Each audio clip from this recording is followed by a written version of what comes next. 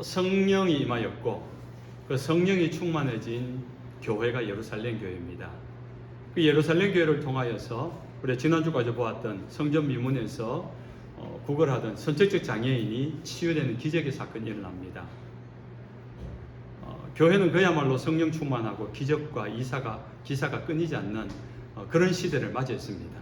그런 가운데 찬물을 끼얹는 한 가지 사건이 일어나죠. 오늘 본문입니다. 아나니아와 삽비라가 교회의 중요한 사람인데 하나님의 심판을 받아 죽었다는 것입니다. 왜 하나님은 아나니아와 삽비라를 죽였을까요? 그 이유를 오늘 말씀을 통해서 우리가 안다면은 우리의 신앙생활 가운데 좀 도움이 될 것 같습니다. 죄라는 헬라어 단어는 하마르티아라고 합니다. 단어의 뜻을 보면은 화살을 쏠 때 맞추는 그 관역 있잖아요. 그 관역을 벗어났다. 목표를 벗어난 화살과 같은 것을 죄라고 이야기합니다. 다시 말해서 하나님의 뜻에서 벗어난 말, 생각, 행위, 이 모든 것이 죄가 됩니다. 아무리 이 세상에서 선한 일을 해도 하나님의 뜻에서 벗어난 것은 죄가 될 수 있다는 겁니다. 죄의 기준이 다릅니다. 세상 사람들이 말하는 정직하고 공의로운 것, 그것이 기준이 아니라 하나님의 뜻입니다. 하나님의 뜻은 무엇으로 알 수 있습니까? 하나님의 말씀으로 알 수 있습니다. 그렇게 하나님의 뜻을 벗어난 것을 죄라고 할 때 그럼 그 죄의 결과는 무엇이냐? 로마서 6장 23절에 보면 죄의 결과는 죽음이다 그래요. 사망이다 그래요. 성경을 잘 봐야 돼요. 살인죄가 사망이고 도둑질은 사망이 아니다가 아닙니다.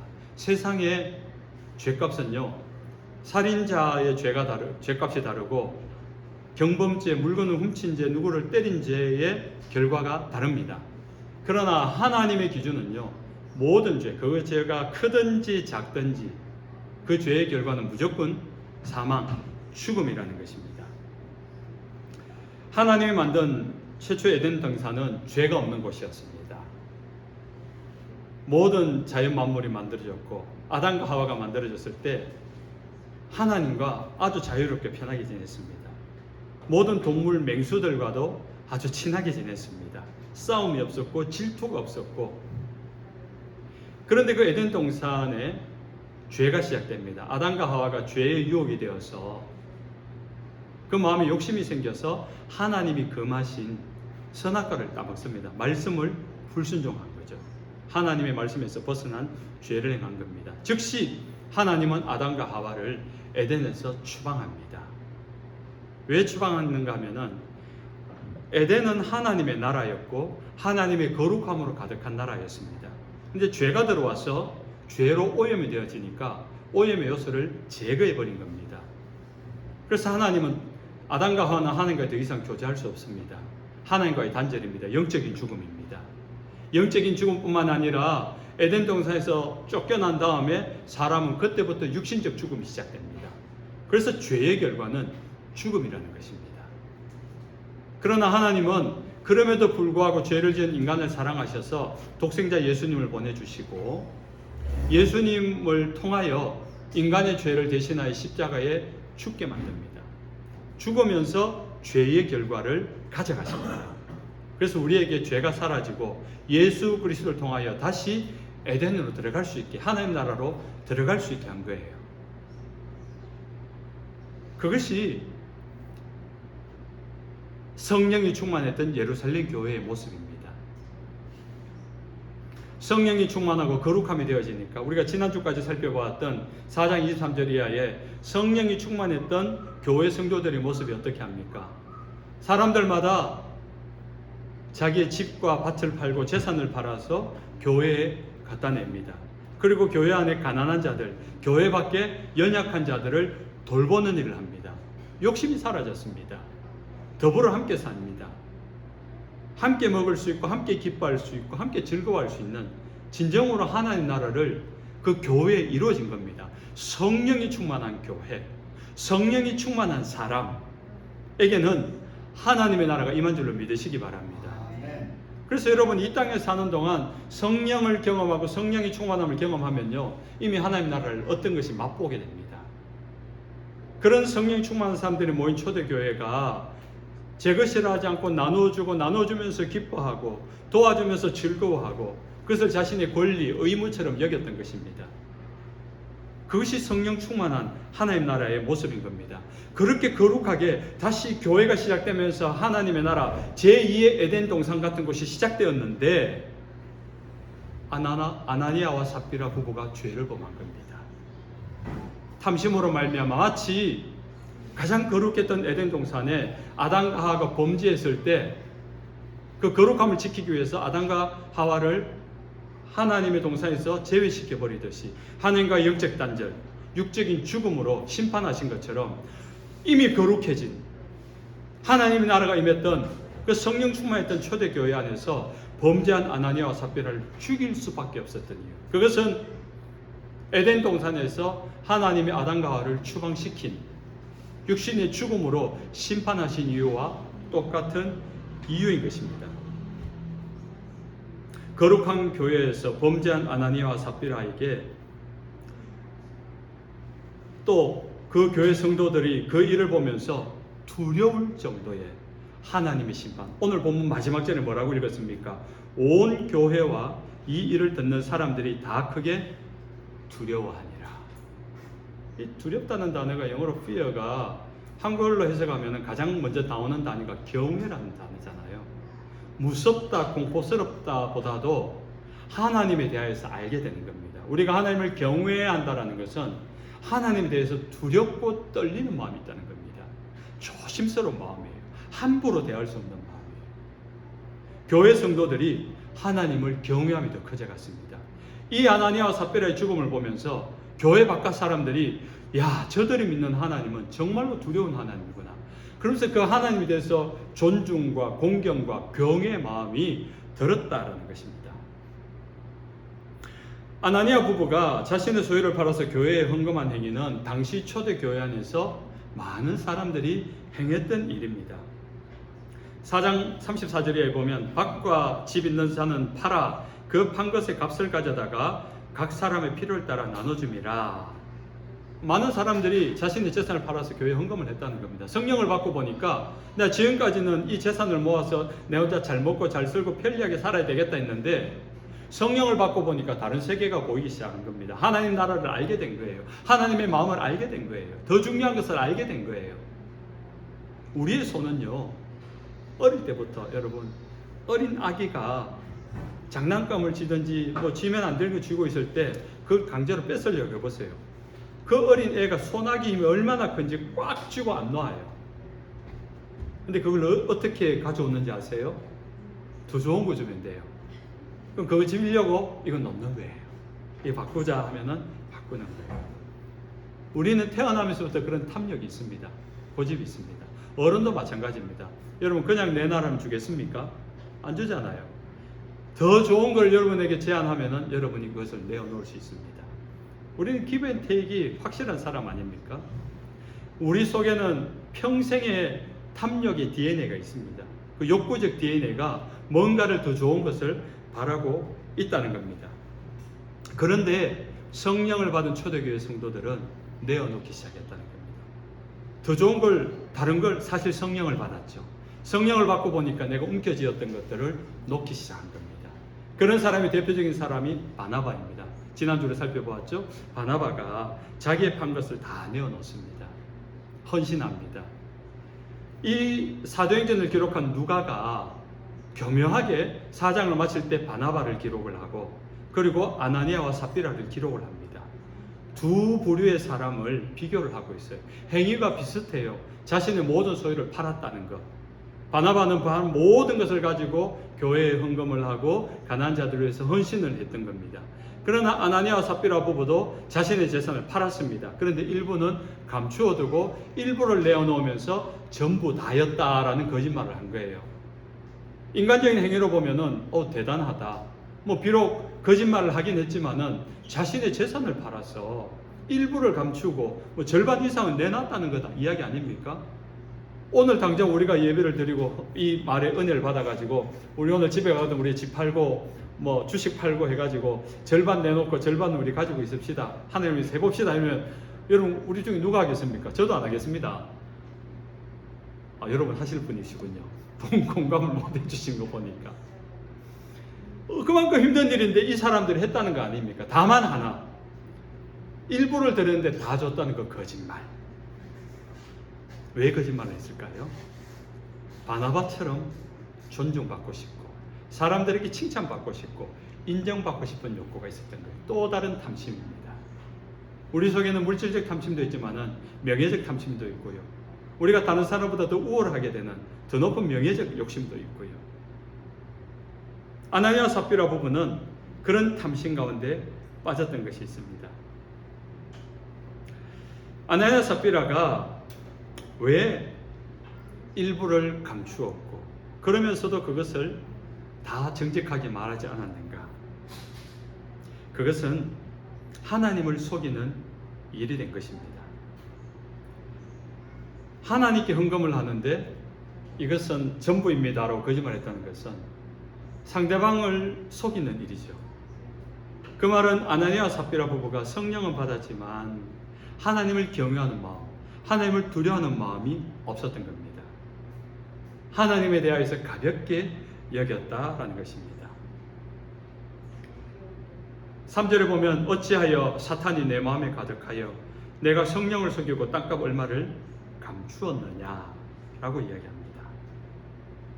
성령을 속이고 사탄이 내 마음에 가득하여. 에덴 동산에서 아담과 하와를 찾아가서 유혹하고 속였던 그 사탄이 다시 제2의 에덴 동산과 같은 예루살렘 교회 성령이 충만했던 이 교회에 찾아와 아나니아와 삽비라에게 찾아와 동일한 유혹을 하고 있는 것입니다. 성령 하나님을 속일 수 있다는 생각까지 들게 해서 아나니아 부부는 탐심이라는 선악과를 그만 따먹어버리게 된 겁니다. 여러분, 탐심이라는 것은요, 하나님 주신 마음이 아니에요. 사탄이 주는 마음입니다. 골로새서 3장 5절에 탐심은 우상숭배니라 이것들로 말미암아 하나님의 진노가 임하니라. 탐심은 그냥 우리가 좀 불편할 정도가 아니라 탐심으로 말미암아 우리는 하나님의 심판을 받는다 그래요. 그 심판이 어떤 심판이냐? 아담과 하와가 에덴 동산에서 하나님 나라에서 추방당하고 단절되고 죽임당한 것처럼 아나니아와 삽비라 부부가 즉시 그 자리에서 죽임을 당할 정도로 심각한 죄라는 겁니다. 우리 인간적으로 느껴지는 그 정서로 볼 때는 누군가를 찔러 죽이는 살인죄와 같은 그 정도로 조심하고 경계하고 버려야 할 하나님 앞에서는 심각한 죄가 된다는 것입니다. 아나니아 삽비라 부부의 죽음을 보면서 저도 예전에 그렇게 생각을 한 적이 있습니다. 그래도 이건 아무리 본보기지만 너무 심한 것 아니냐, 좀 안 됐다라는 생각이 들기도 합니다. 그러나 그런 마음이 든다는 것은 우리의 마음 속에도 그런 탐심, 그런 유혹에 언제든지 걸려들 수 있는 마음의 여지가 남아있기 때문에 이 아나니아와 삽비라 부부가 동정이 되는 거예요. 인간적으로 볼 때는 연민이 있고 동정이 있고 공감이 뛰어난 사람입니다. 그러나 하나님 입장으로 볼 때는 유혹에 약한 자입니다.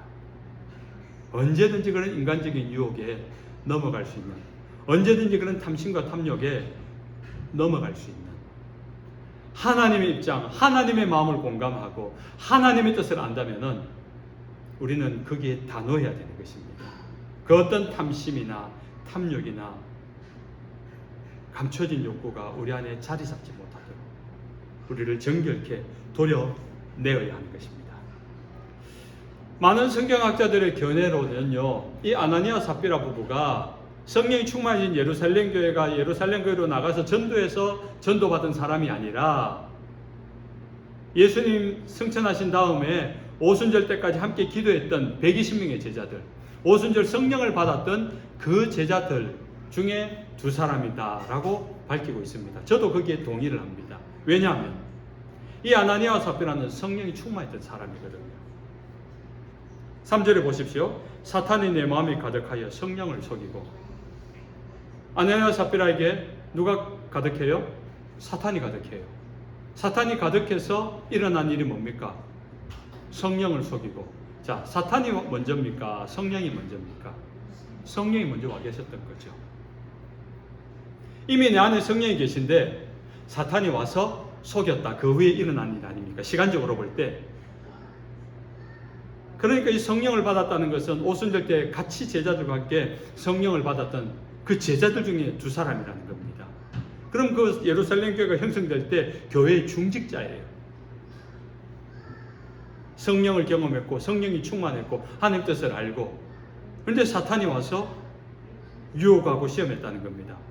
우리 장로님들, 권사님들 조심하십시오.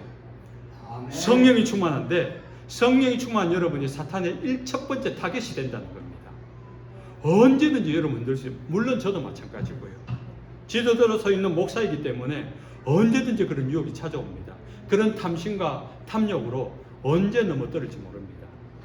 항상 그걸 생각해야 됩니다. 오늘 주일이기 때문에 이 말씀을 받았기 때문이 아니라 그냥 일상을 살아가다가 이 탐심이, 탐욕이 우리의 양심을 거스르는 일들이 일어나게 되는 것입니다. 아나니아와 삽비라가 성령이 충만했고 사탄이 내 마음에 가득하여 성령을 속였다는 것은 이미 성령께서 사탄이 그런 유혹을 줄 때 경고했다는 거예요. 야, 바나바를 보니까 자신의 헌금하는 그 모습 보고 사람들이 칭찬하고 존경받은 거 보니까 우리도 저렇게 받고 싶다. 이런 마음은 괜찮아요. 거기까지는 괜찮아요. 여러분, 내가 교회에서 열심히 봉사하니까 내가 뭔가를 헌신하니까 목사님 좋아하던데, 우리 집사님들 좋아하던데, 성도들 좋아하던데, 그건 좋은 마음이에요. 거기까지 좋아요. 그건 하나님 주신 마음이에요.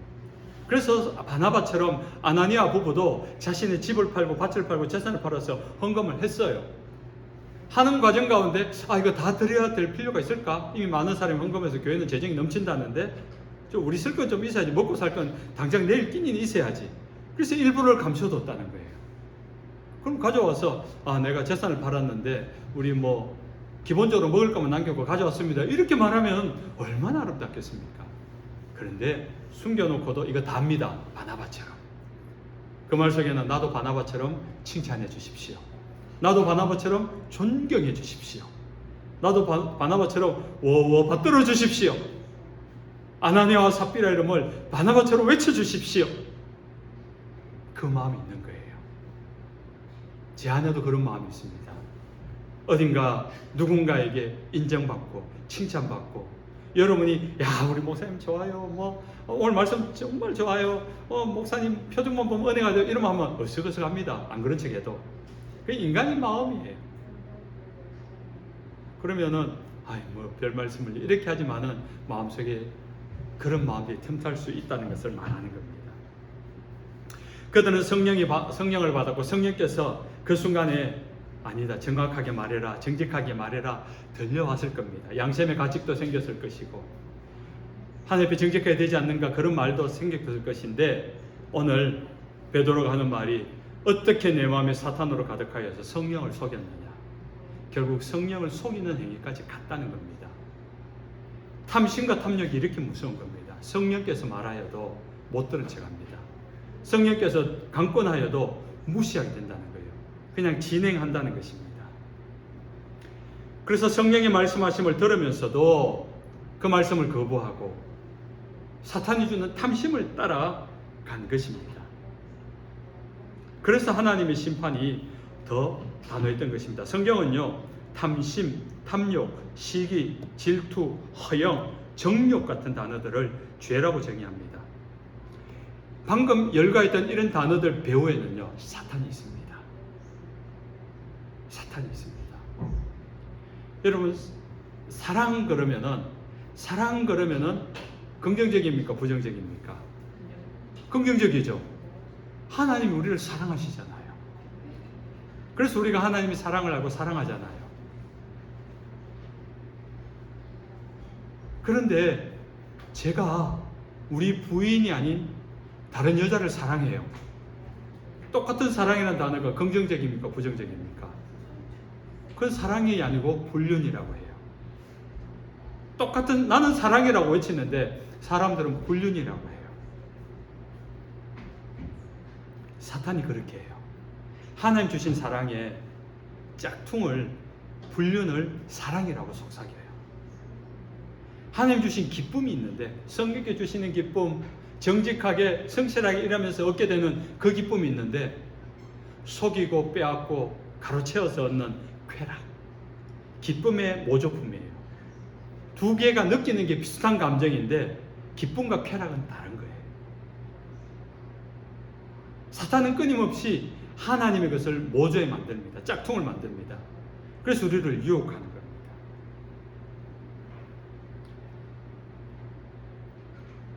사람들이 그런 탐심과 탐욕의 마음을 가지고 즐기고 있어요. 요즘 그 넷플릭스에 한국 드라마가 3탄까지 나왔는데 전 세계 1위를 하고 있는 게 있어요. 오징어 게임이라고. 혹시 아세요? 오징어 게임 들어보셨습니까? 전 세계 선풍적인 인기. 3탄까지 만들었어요. 그래서 우리 애가 말하던데 어저께까지 계속 전 세계 1위였대요. 저는 1탄 할 때 한 2편을 봤는데 뭐 제가 좋아하는 장르가 아니라서 안 봤는데 내용은 그래요. 수백 명이 모여가지고 게임을 해가지고 마지막에 한 사람 살아남는 그 사람이 모든 뭐 몇백억 되는 돈을 혼자 가져간다. 수백 명 중에 한 사람이 살아남아요. 근데 거기에 모이던 사람이 자기가 그 마지막 한 사람일 거라는 생각 속에, 그건 죽을 가능성이 많습니까? 성공할 가능성이 많습니까? 99%는 죽을 가능성이 큰 거예요. 근데 그 1%의 목숨 걸고 거기서 대부분 죽잖아요. 99%의 죽을 확률인데 뛰어든 이유가 뭡니까? 탐심을 버리지 못하니까. 재미있는 이야기 하나 해드릴게요. 어제 토요일 아침에 가라지 세일, 제가 토요일 아침에 저의 즐거움, 토요일 아침의 즐거움이 가라지 세일을 가는 게 저의 즐거움이에요. 필요한 도구를 이렇게 구하려고 갔는데 어제 조금 시골 쪽에, 스카타운십 쪽에 도로 포장도 안 된 곳인데 이런 곳이나 싶을 정도인데 옛날 집이에요. 사냥꾼 집이에요. 우리 교회 한 절반 정도의 가라지가 그분이 잡은 할아버지 할머니가 사시는데 곰도 있고요, 늑대, 여우, 뭐 사슴, 뿔 달린 사슴도 엄청 많고요. 총이 한 10몇 자루가 있더라고요. 그 총도 판다 하더라고요. 싼 총은 30달러 하던데 사오고 싶더라고요, 사실. 그런데 할머니는 바깥에서 물건을 파는데 뭐 딴 거는 뭐 오래된 집이니까 그런데 딱 저한테 관심이 있는 게 그 할아버지의 아버지 때부터 물려받은 그 보석 상자 같은 유리 판넬 속에 들어있는데 오래된 동전, 오래된 지폐, 그걸 파는 거예요. 그 혹시 연도 있는 거 오래된 거 잘 사면은 동전 하나만 하면은 미국에 몇만 달러 하더라고요. 근데 내 눈에 번쩍 띄인 게 골드바가 있는 거예요. 999.9% 뭐 이렇게 되어 있고 1온스 골드 적혀 있고 밑에 숫자가 적혀 있어요. 설마 가짜겠지 했는데 저도 뭐 평생을 살면서 금을 좀 봤잖아요. 그리고 케이스가 범상치 않아. 그래서 이거 물어봤어요. Is this real gold? 하니까 real gold라는 거예요. 근데 얼마에 붙어 있는가? 20달러에 붙어 있어. 말이 안 되잖아요. 그래서 가짜구나, 저분은 진짜라고 말하는데 가짜구나 했는데 그래도 너무 감이 진짜 같아. 그래서 사진을 찍었어요. 저 마치고 오시면 제가 보여드릴게요. 그걸 챗GPT한테 물어봤어요. 물어보니까 이 모양은 미국에서 가장 그 되는 골드바로 진짜 가능성이 크다. 그러나 혹시 가짜일 수 있는데 지금 이것이 진짜일 이유는 연방준비은행에서 뭐 발행한 그 숫자가 고유 번호가 있는데 그 번호만 확인하든지 아니면 자석을 갖다 대서 붙으면 가짜다. 그럼 1온스니까 32.3g이 맞는지를 한번 무게를 재보든지 긁어서 뭐 나오는지 그거 아무것도 확인할 수 없잖아요. 그런데 1온스 금이 얼마인지를 보니까 여러분 얼마였게요? 어제 시가로 3,400달러. 제가 살게요, 안 살게요? 사야지요. 20불 매백이지 뭐. 맞죠, 그죠? 저도 그 생각했어요. 20불인데 이 기념품으로 갖고 진짜 너무 건 같았어. 기념품으로 갖고 있어도 이건 되겠다 싶어서 했는데 그 순간 드는 마음이 저 할매 순전한 할매 뭐 금값도 모르고 내놓은 것이 제가 봐서는 소중한 그 골동품 안에 모아놓은 거잖아요. 수집해 놓은 거. 아마 옛날에 그 할아버지 때 그때는 금값이 얼마 안 했겠죠. 이 속이면 안 되는 거잖아요. 이거 또 목사의 양심이잖아. 그래서 내가 정말 기념품으로라도 사고 싶었는데 혹시 샀는데 이게 진짜 금이라면 이미 내가 근데 알아버렸잖아요. 챗GPT가 너무 상세히 알려줘가지고 이거는 진짜일 가능성이 더 큰 거예요. 그래서 양심의 가책을 가지고 두고 왔는데 마침 또 오늘 이 설교가 있네. 그래서 여러분이 당당하게 안 그러면 오늘 보여주면서 이게 그 금입니다 이러면은 저는 오늘 설교하고 죽을 수도 있습니다. 탐심으로 말미암아. 네, 이제 말씀을 맺습니다. 우리 사랑하는 성도 여러분, 탐심을 경계하십시오. 크든지 작든지 우리 안에 탐심과 탐욕이 생길 때 그것은 죽는 줄 아십시오. 이건 공짜야. 이 남이 모르는 나만의 이익이야. 그것은 탐심이 될 수 있어요. 오전에 일부 예배 때 이야기를 했더니 집사님이 목사님 그 목사님이 사서 그러면 돌려드린 거 알려드린 거 해야죠. 그 분명히 딴 사람 사갔을 거예요. 이러는 거예요. 그것까지 내 몫이 아니에요. 다만 우리의 마음속에 저에게도 그 순간 정말 찰나의 순간 정말 사고 싶었어요. 근데 사면 안 될 것 같더라. 그 할머니 할아버지를 속이는 일이 될 것 같아가지고 제가 영어가 요청했으면 말해줬을 거예요. 이거는 진짜 금이고 연방 한번 검사해봐라 이러면서 하고 싶은데 인터넷도 더뎌요. 외곽지대라서. 그래서 여러분 죄에게 속지 마십시오. 사탄은 언제든지 여러분 찾아갑니다. 아담과 하와에게도 찾아갔고요.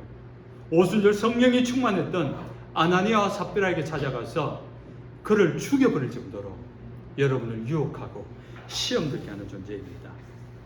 그러나 오늘 말씀에서 우리에게 그나마 희망이 있는 것은 성령이 계시다는 거예요. 아나니아와 삽비라에게 성령이 말씀하셨어요. 경고했다라고 하잖아요. 그 성령의 경고하심을 무시하지 마십시오.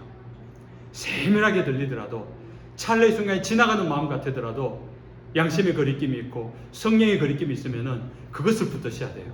내가 금전적 손해가 있더라도, 내가 몸에 수고가 있더라도, 내가 어리석다 소리를 듣더라도 성령께 주시는 마음이라 생각하면은 그 마음을 따라갈 때 여러분의 마음에 하나님 나라가 임하고 하나님 나라로 지켜지는 것, 그것이 더 가치 있는 것입니다. 탐욕이 아니라 성령으로 여러분의 마음을 가득히 채우시기를 주 예수님 이름으로 축원합니다. 아멘. 찬송하겠습니다.